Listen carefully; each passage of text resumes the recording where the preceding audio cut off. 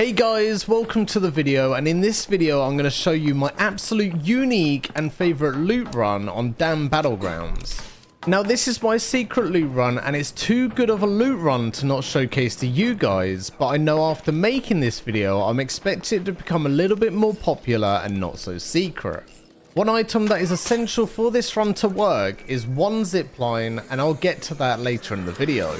I didn't realise at first that the zipline I just used is always there, and I was using two ziplines prior to this video. To start us off, there's three places to loot on this roof, and the first is the ammo crate. Sometimes if you're lucky you'll find blueprints or guns inside, which I can show in this clip where I find a Torrente blueprint. Next up we have the pharmacy bag, which also has a chance to spawn blueprints or guns, and again I have a clip as proof that you can get blueprints out of it by finding the heavy gun parts blueprint. The final loot on this roof is the grenade box, and I'm unsure if we find blueprints in here, so if you do, let me know in the comments below. Now it's time to use the zipline that I told you was essential for this run. I'm going to show you the best placement for the zipline, as I've tried and failed multiple times, but this being the most reliable placement. You're going to want to stand underneath the ladder at the top of the control tower and hook it to the right side of the ladder. Once you get close to the top, you're going to want to jump to give yourself a boost in speed, and once you've mastered it, you'll be landing perfectly every time. Here are some other clips of zipline placements that just aren't as reliable as the one that I suggested before. You can see in this clip that I failed to get up, and luckily I didn't die, but obviously for survivability just do as I first suggested by standing under the ladder and hooking the zipline to the wall right of the ladder. Now that we've gone over the zipline placement, let's get back to the looting and what to expect up top. More times than not, you'll be met with a ceiling turret. Now you can use the boxes to sit behind and shoot the turret, or you can use the grenades that you gained from the grenade box from earlier. To start with the looting, you'll usually find at least one breach box for loot. In this video I actually found two, which was quite lucky. And in these three clips I managed to find a blue muzzle for a gun, a wolfpack grenade, and a shotgun choke.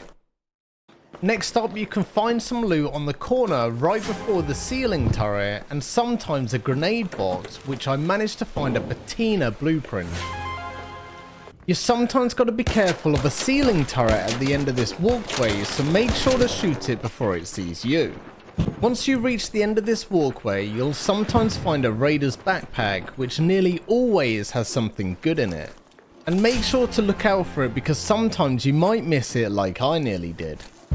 And here's another clip to show that I got two items this time round. Next you'll find the Raiders survival camp, where you'll find more loot, and in this luggage case I managed to find a pink Stella Montes key. Now before the patch you wouldn't find a security breach up here, but now that they've changed it so security breaches spawn randomly around the map. So if you have the security breach perk, you'll be getting extra loot. I know there's a lot of people saying that the security breach isn't as good as it was before the nerf, but personally for me I like it, and sometimes you get good or rare loot. There's usually another grenade box on the side of this ledge, but definitely be careful opening it, because you might end up like me in this clip where I fall and lose all my loot. It's also worth checking the ledge for another grenade box, but I haven't seen it spawn there in a long time.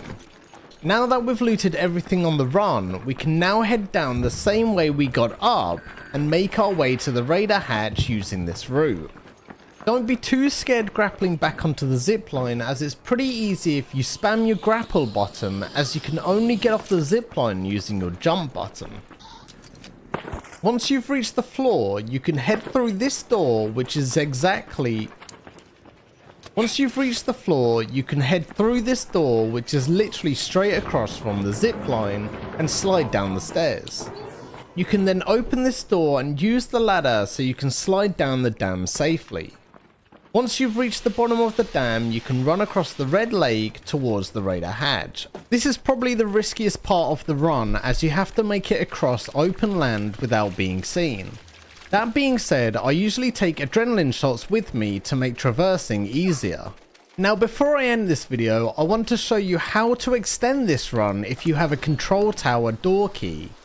Whilst making this video, I was finding the best way is to place zip lines in order to get to the top of the control tower, but as you can see I failed multiple times. Honestly, don't bother trying to use another zip line as it's very clunky and you get knocked off if your character hits a wall or object.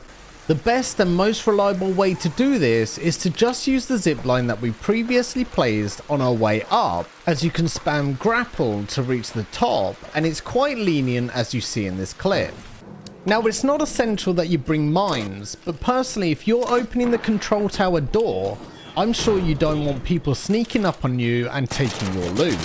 That's pretty much everything you need to know about my secret loot route, and if you enjoyed this video or found it useful, it would mean a lot to me if you could comment and like this video.